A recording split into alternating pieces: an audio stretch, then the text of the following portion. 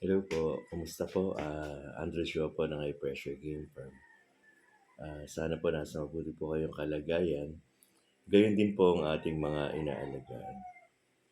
Ah, sa panahon po ngayon, we can say na a lot of cockers or breeders, mapa backyard breeder, possesses a good bloodline. Naniniwala po ako nagkakatalo na lang po talaga sa kaalaman or sa pag-aalaga. We can truthfully say na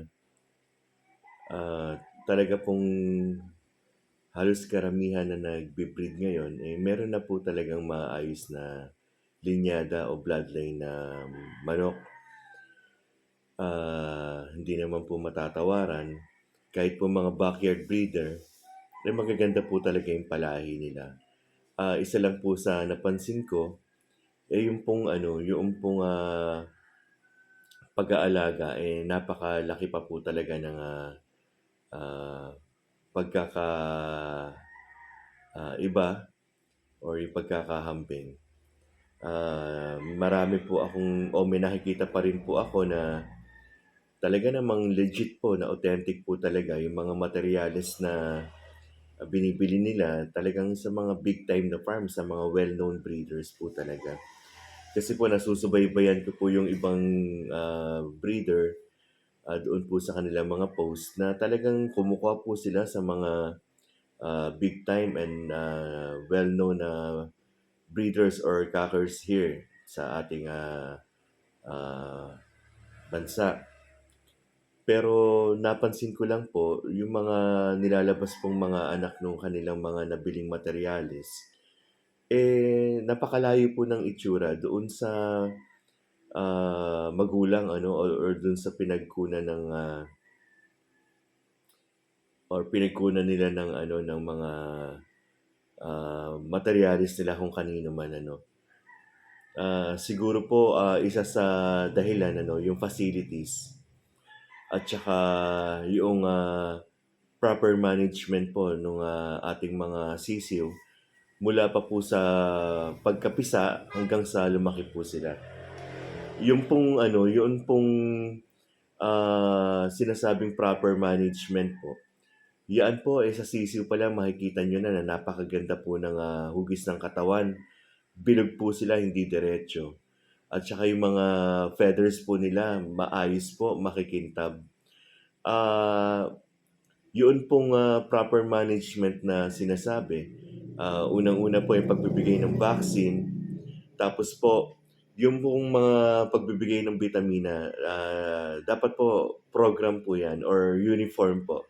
Dapat po may programa po kayo. Napakalaking bagay po nung may sinusundan kayong programa. Nang sa gayon po, hindi po na-over yung pagbibigay natin ng vitamina doon sa mga alaga natin. At saka palagi kong sinasabi, it is really the waiting time that matters, Sorry po. Ang ibig ko pong sabihin, hindi po tayo dapat nagmamadali na gusto po natin agad-agad makuha yung ganda ng mga sisiw. Talaga po namang it take time po talaga.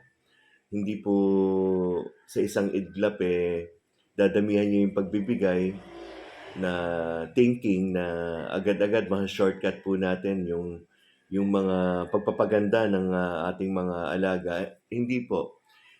Kabaligtaran pa po nga ang nangyayari. On my observation po, yung pong mga pagpapaganda ng katawan, malabo po mangyari yan na overnight or actually po, kung talagang mahina po ang katawan ng manok o payat, yung 1 month po, 2 months, kulang po yan.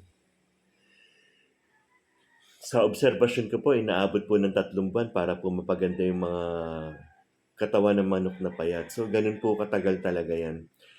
At mas magkakaroon po ng problema o mas tatagal pa po kapag po nagkamali po tayo ng pagbibigay sa kanila ng mga bitamina o ng kung ano pa man po yung ating mga binibigay. Kaya napaka-importante po talaga na meron po kayong sinusundang programa.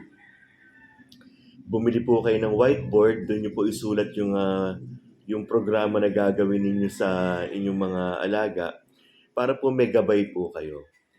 At sinisiguro ko po na sa pamamagitan po ng pagtiyatiyaga, makukuha po natin ang ating mga ninanais na kagandahan sa ating mga sisiw. Parang, di ba, kaya nga sinasabi kapag may tiyaga, may nilaga. At unang-una po, ang nilaga, hindi naman po ganun kadali lumamput yan. Matagal po talaga. Pero oras na maayos po natin ang pagluluto niyan, talaga na pong napakasarap at makakakain po tayo ng maayos. Gayun din po sa pagbibigay natin ng kung ano man sa ating mga alagang manok, na kapag po yan hindi natin minadali, makakasiguro po tayo na in the near future or the following days or months, aayos po ang manok natin at makukuha po natin ang gusto natin para sa ating mga alaga. So hanggang sa susunod po nating vlog or video, ito po si Andrew Chua ng High Pressure Game Farm. Sa mga hindi pa po naka-follow, pa-follow po at pa-subscribe na rin po. Maraming salamat po at God bless us all po. See you po.